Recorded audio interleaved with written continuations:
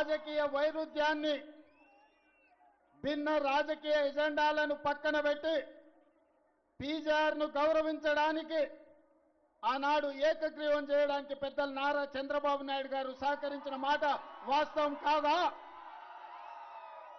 మరి ఆనాడు BJP BRS PGR కుటుంబానికి అండగా నిలబడి మరణించిన ఉప ఎన్నికల్లో పీజీఆర్ కుటుంబాన్ని ఏకగ్రీవం చేద్దామంటే ఏకగ్రీవం జాంతా నహి, పీజీఆర్ కుటుంబాన్ని గెలవనిచ్చేదే లేదు అని ఆనాడు పేదోళ్ల దేవుడైన పీజీఆర్ కుటుంబం మీద ఎన్నికల బరిలో అభ్యర్థిని నిలబెట్టింది ఈ దరిద్రపు గొట్టు బీఆర్ఎస్ పార్టీ కాదా? దానికి నాయకత్వం వహిస్తున్న కల్వకుంట్ల చంద్రశేఖరరావు కాదా? ఈ దృష్ట సాంప్రదాయానికి ఆనాడు ఉమ్మడి రాష్ట్రంలో ఉన్న ఒక మంచి సాంప్రదాయాన్ని తుంగలో తొక్కి దుష్ట సాంప్రదాయాన్ని తీసుకొచ్చింది బీఆర్ఎస్ పార్టీ నాయకులు కాదా? మరి ఆనాడు సాంప్రదాయాన్ని కాదని పీజీఆర్ పేదోళ్ళ గుండెల్లో దేవుడుగా ఉన్న పీజీఆర్ కుటుంబానికి వ్యతిరేకంగా ఎన్నికల్లో అభ్యర్థిని నిలబెట్టిన ఈ కిరాయి మూక ఈరోజు సానుభూతితోని ఎన్నికల్లో ఓట్లేయమని అడుగుతారు. ఆనాటి ప్రత్యక్ష సాక్షి ఇక్కడనే పీజీఆర్ బిడ్డ విజయారెడ్డి ఉన్నది. ఆయన కంటే ముందు ఈ హైదరాబాదు నగరానికి కృష్ణానది జలాలను, గోదావరి జలాలను, ఈ హైదరాబాదు నగర అభివృద్ధి కోసం, ఈనాడు అక్కడ కట్టిన హైటెక్ సిటీ కోసం సర్వం వడ్డిన పీజీఆర్ మీదనే అభ్యర్థి పెట్టిన మీకు ఈనాడు ఉప ఎన్నికల్లో సానుభూతి ఓట్లు అడిగే హక్కు మీకున్నదా అని నేను అడుగుతున్నా. వాళ్ళను వదిలేయండి మిత్రులారా. నేను ఇవాళ మీ ముందు ఒక మాట చెప్పదలుచుకున్నా. ఇదే విధంగా కంటోన్మెంట్లో కూడా ఉప ఎన్నికలు వచ్చినాయి. అక్కడ కూడా ఇదే రకంగా ఇదే సానుభూతిని నమ్ముకొని సానుభూతి కన్నీళ్ళ ముసుగులో గెలవాలని చూసి అక్కడ కూడా శ్రీ గణేష్ నాడు అక్కడి ప్రజలు గెలిపిస్తే సానుభూతితో సెంటిమెంటుతో కాదు, అభివృద్ధితో మా ప్రాంతం అభివృద్ధి జరుగుతుందని కంటోన్మెంట్ సికింద్రాబాద్ కంటోన్మెంట్లో శ్రీ గణేష్ను గెలిపిస్తే 30-40 సంవత్సరాల నుంచి అటు మేడ్చల్ వైపు ఎలివేటెడ్ కారిడార్, ఇటు షామీర్పేట వైపు ఎలివేటెడ్ కారిడార్, అక్కడ తాగునీటి సమస్యను, కంటోన్మెంట్లో రోడ్ల సమస్యను, డ్రైనేజీ సమస్యను ఈనాడు శ్రీ గణేష్ సంవత్సరన్నరలో 4,000 కోట్ల రూపాయల నిధులు మంజూరు చేయించి ఈనాడు కంటోన్మెంట్ అభివృద్ధికి పాటు పడుతున్నాడు. ఇవాళ మిత్రులారా, ఈ జూబ్లీహిల్స్ నియోజకవర్గ ఓటర్ మహాశైలను నేను అడుగుతున్నా. 2014, 2018, 2023 ఇదే అభ్యర్థిని ఇదే బీఆర్ఎస్ పార్టీని గెలిపించారు. జూబ్లీహిల్స్ ఎమ్మెల్యే వారే, మున్సిపల్ మంత్రి వారే, ముఖ్యమంత్రి వారే. మరి మీ ప్రాంత సమస్యలు ఎందుకు పరిష్కారం కాలేదు? ఏనాడైనా ఆనాటి మున్సిపల్ మంత్రి కానీ ఆనాటి మాజీ ముఖ్యమంత్రి కానీ ఎన్నడైనా మీ పేదోళ్ళ దగ్గరకు వచ్చిండ్రా? జూబ్లీహిల్స్ ప్రజల మొహం చూసిండ్రా? ఏనాడైనా ఈడ మా సీనియర్ కార్మిక సోదరులుండు 10 ఏళ్లలో ఎన్నడన్నా మా సినిమా కార్మికులను ఆనాటి ముఖ్యమంత్రి ఎప్పుడైనా కలిసిండా? ఎన్నడైనా పలకరించిండా? మీ సమస్యలు ఎట్లున్నాయి? మీ పిల్లలు బడికి పోతుర్రా లేదా? మీకు షూటింగ్లలో ప్రమాదం వస్తే మీ గురించి ఎవరైనా పట్టించుకుంటున్నారా అని ఒక్కరోజు అడిగిండా? కనీసం వాళ్ళ ఆరోగ్యం దెబ్బతింటే దవాఖాన్లలో వాళ్లకు చిన్న సూది మందైనా ఏపియడానికి ఎప్పుడైనా వాళ్ళు ఆలోచన చేసిండ్రా? ఇవాళ అన్ని రకాలుగా ఈ నగరాన్ని అభివృద్ధి చేయాలని మేము ప్రయత్నం చేస్తుంటే ఈ ప్రాంతం నుంచి ఓట్లు వేయించుకొని ఈ సికింద్రాబాద్ పార్లమెంటు నుంచి 2 సార్లు ఎంపీగా గెలిచి 2 సార్లు మంత్రిగా అయిన నంగనాచి కిషన్ రెడ్డి మన మెట్రో రైలుకు అడ్డం పడుతున్నాడు.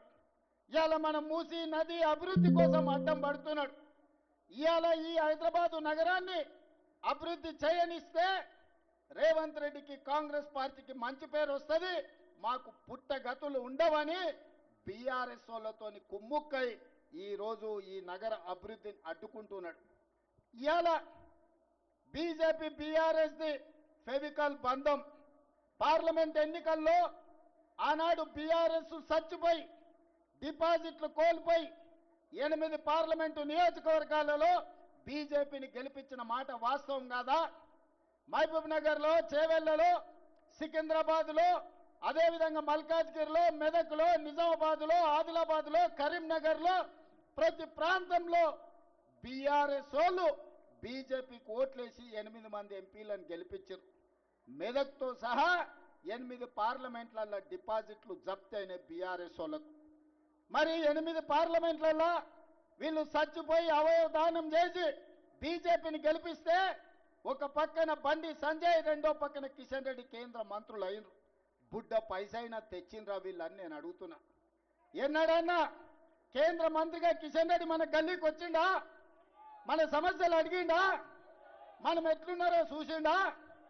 ఇవాళ ఉప ఎన్నికలు రాగానే ఇవాళ మా అభ్యర్థిని గెలిపించండి, కార్పెట్ బాంబింగ్ చేస్తారంట. సిగ్గుండాలన్నాయా? పాకిస్తాన్ వాడు ముడ్డి మీద అంటే ఆడపోయి బాంబులు అయ్యావు కానీ జూబ్లీ హిల్స్ వచ్చి బీజేపీ కార్పెట్ బాంబింగ్ చేస్తారంట. మీ బాబు జాగిరా బీజేపీలది ఇది. ఎవడన్నా అభివృద్ధి చేయాలనుకుంటాడు, ఎవడన్నా నిధులు తేవాలనుకుంటాడు, ఎవడన్నా తాగనికే నీళ్లు తేవాలనుకుంటాడు, ఎవడన్నా పేదలు తిరగనికే మెట్రో రైలు తేవాలనుకుంటాడు, ఎవడన్నా మన మూసీలో ఉన్న మురికిని తొలగించాలనుకుంటాడు. బీజేపీల భావ దారిద్ర్యం జూబ్లీ హిల్స్ లో ఎన్నికల్లో కార్పెట్ బాంబింగ్ చేస్తారంట. గల్లీ గల్లీ ఎంపీలు, ఎమ్మెల్యేలు, కేంద్ర మంత్రులు తిరుగుతారంట. ఎందుకే బిచ్చమడుకోనికి వస్తారా? ఏం తెచ్చిందని వస్తారు? మీ మోడీ ఏమిచ్చిందని వస్తారు? 3 సార్లు ప్రధానమంత్రి అయిన మోడీ ఈ పేదోళ్ళు అండగా నిలబడితే, కేసీఆర్ మీరు 2 సార్లు కేసీఆర్ ముఖ్యమంత్రి అయిండు, 3 సార్లు మోడీ ప్రధానమంత్రి అయిండు. నేను అడుగుతున్న పేదోళ్ళకి రేషన్ కార్డు ఇచ్చిండా? మీ ఇళ్లలో 200 యూనిట్లు ఉచిత కరెంట్ ఇచ్చిండా? మీకు సన్నబియ్యం ఇచ్చిండా? ముఖ్యంగా మా ఆడబిడ్డలను అడుగుతున్నా, అక్క మీరు పుట్టి ఇంతోళ్ళైనరు, ఎన్నడన్నా ఆర్టీసీ బస్సులో ఉచితంగా ప్రయాణం చేసిండ్రా? ఇవాళ మా ఆడబిడ్డలు అమ్మవారిని దర్శించుకోవాలన్నా, అమ్మగారి ఇంటికి వెళ్ళాలన్నా ఇంటి ఆయన ముందల చేతి జాపకుట్ట ఆయన ఆఫీస్కి పోయొచ్చే లోప అమ్మని చూసిరానికే ఆర్టీసీ బస్సులో మీరు ఎక్కడ చెయ్యి ఆపితే అక్కడ బస్సు ఆపేటట్టు నేను చేయలేదా? సోనం ఆశీర్వాదంతో మా ఆడబిడ్డలకు ఆర్టీసీ బస్సులో ఉచిత ప్రయాణం ఇయ్యలేదా? మా అక్కల్ని ఆలోచన చేయమని అడుగుతున్నా. ఇవాళ మేము మీకు ఆర్టీసీ బస్సులో ఉచితంగా బస్సు ప్రయాణం ఇస్తే ఆటో వాళ్ళని రెచ్చగొట్టి మా ఆడబిడ్డలకు ఆర్టీసీలో ఉచిత ప్రయాణం వద్దు, బంధు పెట్టాలని ఇవాళ బయలుదేరి ఇవాళ ఆటోలో తిరుగుతుర్రు. బిల్లా రంగాలు వచ్చిర్రు మీ బస్తీకి, బిల్లా రంగాలు ఆటోలో తిరుగుతుర్రు, ఫోటోలు దిగుతుర్రు. ఏందే వాళ్ళ కోరిక అంటే ఆడబిడ్డలకు ఆర్టీసీ బస్సు ఉచితం బంధు పెట్టాలని. నేను మా అక్కలకు ఒకటే మాట చెప్పదలుచుకున్నా. మా అక్కలు చాలా మంది మా పాలమూరు నుంచి అక్కడి నుంచి ఇక్కడి నుంచి వచ్చిన వాళ్ళే ఉన్నారు. మన అందరికీ రొట్టెలు చేసేది తెలుసు. పట్నం వచ్చినాక చపాతీ చేస్తాం. చపాతీ చేసినప్పుడు సలాకి ఎర్రగా కాల్చి బీఆర్ఎస్ తోడు వస్తే ఈపుల వాతలు పెట్టుర్రి. ఇవాళ బీఆర్ఎస్ అని కోటేస్తారంటే ఇవాళ మీ పిల్లలకు పెడుతున్న పువ్వ సన్న బియ్యం రద్దు అవుతాయి. ఇవాళ బీఆర్ఎస్ తోడు వస్తే పేదోళ్లకు 200 యూనిట్లు ఉచిత కరెంటు రద్దు అవుతుంది. ఇవాళ ఇక్కడ 25,000 మందికి ఇచ్చిన రేషన్ కార్డులు రద్దు అయిపోతాయి. ఇవాళ మా ఆడబిడ్డల ఆర్టీసీ బస్సులో ఉచిత ప్రయాణం రద్దు అయిపోతుంది. ఇవాళ మన ప్రభుత్వం ఉంది, మనం పని చేసుకుందాం, పేదోళ్ళకి పని చేస్తాం. పోనీ నా ప్రభుత్వం వచ్చినాక చనిపోయిన మా మిత్రుడే 20 నెలల్లో ఏనాడన్నా జూబ్లీస్కి ఏమన్నా కావాలని ఒక కాగితం అన్నది ఇచ్చినాడే?